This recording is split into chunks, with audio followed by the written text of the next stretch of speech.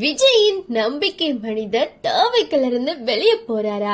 வாங்க என்னன்னு பார்க்கலாம். இப்போ என்னன்னா, சட்டப்பேரவை தேர்தல் நெருங்கிட்டு இருக்கிற சூழல்ல தமிழக வெற்றி கழகம் ஃபுல்லா ரெடியாக ஆரம்பிச்சிட்டாங்க.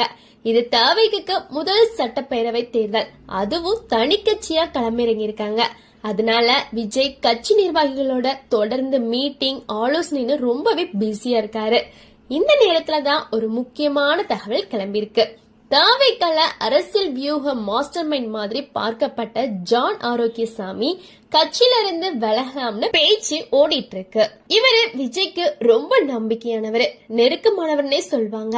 ஆனா சமீப காலமா ஆதவர்ஜனா தாவைக்குள்ள வந்ததுக்கு அப்புறம் எனக்கான முக்கியத்துவம் குறைஞ்சிடுச்சுன்னு ஜான் ஆரோக்கியசாமி நினைக்கிறாராம்.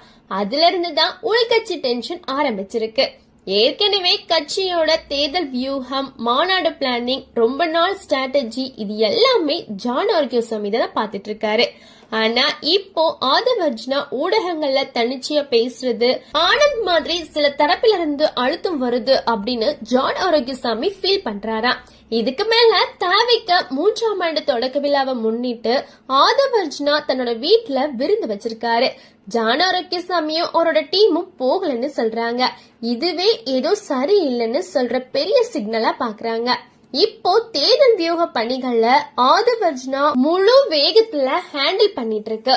அந்த குழுல கூட ஜான் ஆரோக்கியசாமி இல்லையா, அதனால அவர் மெதுவா சைலண்ட் ஆகிட்டாரு, இல்லனா தானே விலகிட்டாருன்னு பேசப்படுது.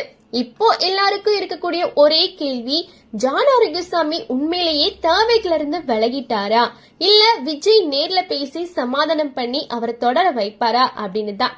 இது எல்லாமே வெயிட் அண்ட் வாட்ச் சிச்சுவேஷன் தான். ஆனா ஒண்ணு மட்டும் கிளியரா தெரியுது, தாவைக்குள்ள பவர் டைனமிக்ஸ் இப்போ ரொம்ப இன்ட்ரெஸ்டிங்கா மாறிட்டு இருக்கு. நன்றி, வணக்கம்.